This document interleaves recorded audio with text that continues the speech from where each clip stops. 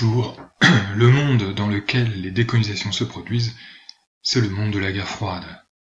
Cette carte, nous l'avons déjà réalisée, elle montre un monde bipolarisé, et les États qui vont devenir indépendants pendant cette période, nous l'avons vu dans l'exercice, ce sont les États d'Afrique et d'Asie du Sud.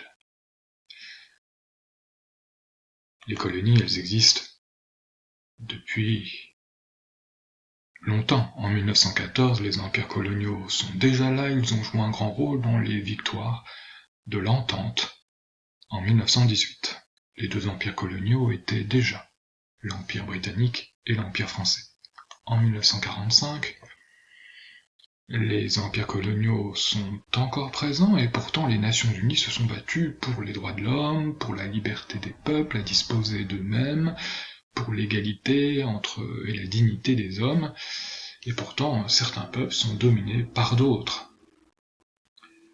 Des mouvements apparaissent, des mouvements qui vont contester cette domination coloniale en Algérie, au Maroc, en Tunisie, en Inde. On va s'intéresser plus précisément à ce qui s'est passé en Algérie, comme dans l'exercice, et en Inde, et peut-être un peu ailleurs.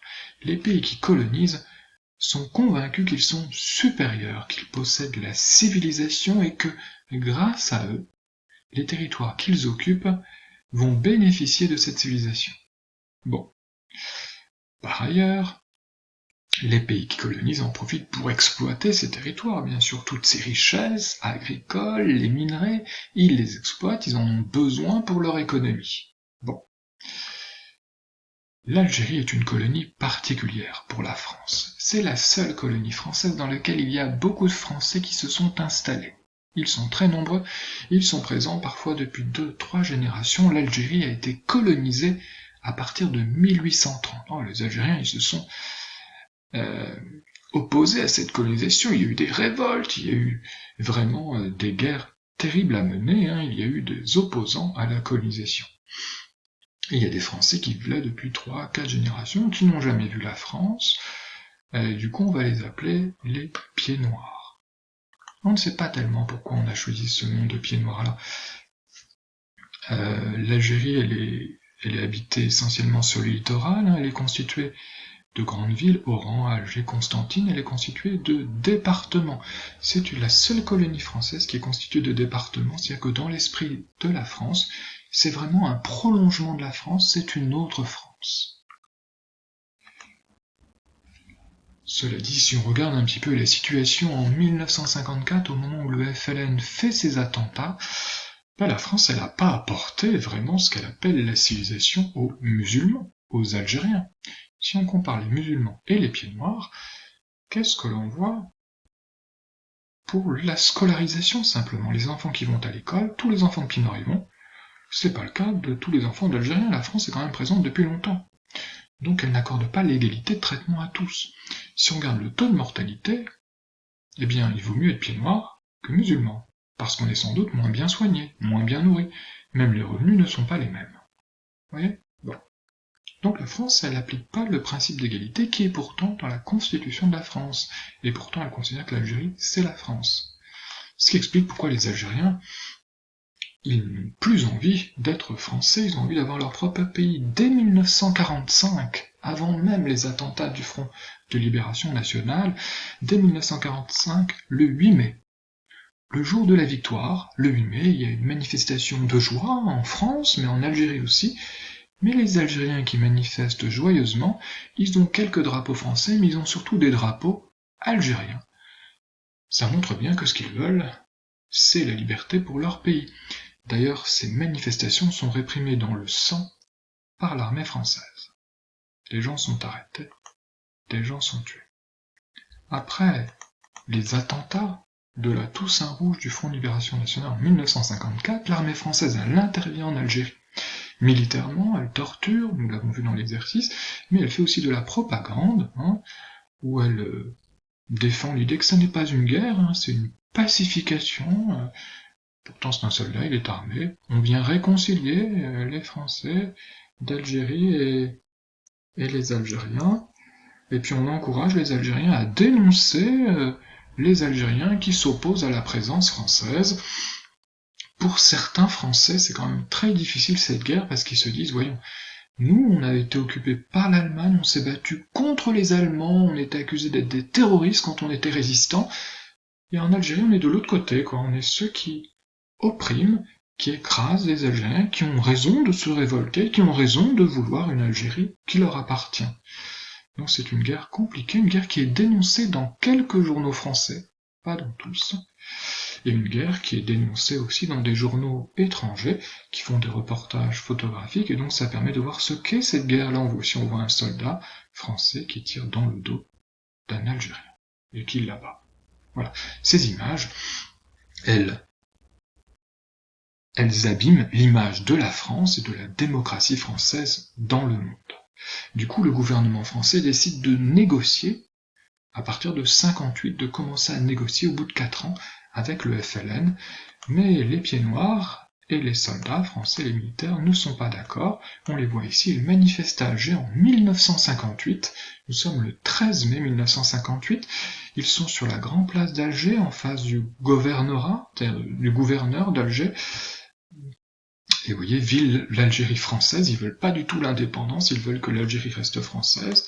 Ils entrent ils ont fait sauter les barrières, ils sont entrés à l'intérieur et ils vont prendre le pouvoir à Alger. Ce sont des militaires, des pieds noirs, ils vont prendre le pouvoir à Alger, et les journaux français, le lendemain, ils font la une, là c'est un journal communiste français, l'Humanité, coup de force à Alger, il y a un coup d'État.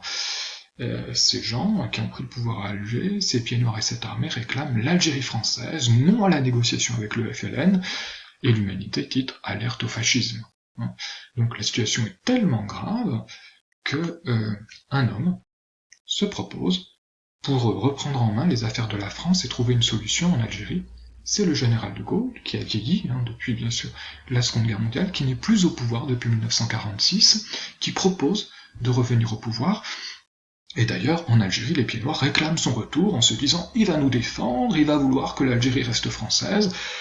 De Gaulle, lui, il a quelques idées. Lui, ce qu'il souhaite, c'est que la France retrouve une bonne image, qu'elle redevienne forte, et il pense qu'il faut sans doute négocier avec les Algériens. Il est nommé chef de gouvernement par le président de la République de l'époque, René Coty, et dès qu'il est nommé chef de gouvernement, il se rend tout de suite en Algérie. Là, il est en Algérie. Il a revêtu son habit de général, et il fait des discours en Algérie. Là, c'est en couleur, c'est un peu plus joli. Il essaie de rassurer à la fois les Algériens d'Algérie, les Français d'Algérie, les pieds noirs, en leur disant qu'il va trouver une solution. La seule solution possible, très vite, elle se met en place, c'est de négocier. Et là, c'est une négociation qui a lieu à Évian. Ça va être les accords d'Évian en 1962, 4 ans après le retour du général de Gaulle au pouvoir. Et là, on voit la délégation du FLN, les Algériens, qui vont négocier l'indépendance de l'Algérie et la paix. Certains ne vont pas vouloir de cette paix, c'est l'OS, l'organisation de l'armée secrète, des Français d'Algérie, des pieds noirs ou des militaires qui organisent des attentats contre les Français qui veulent négocier ou contre les Algériens eux-mêmes du FLN. Alors ça provoque une situation de guerre civile en Algérie.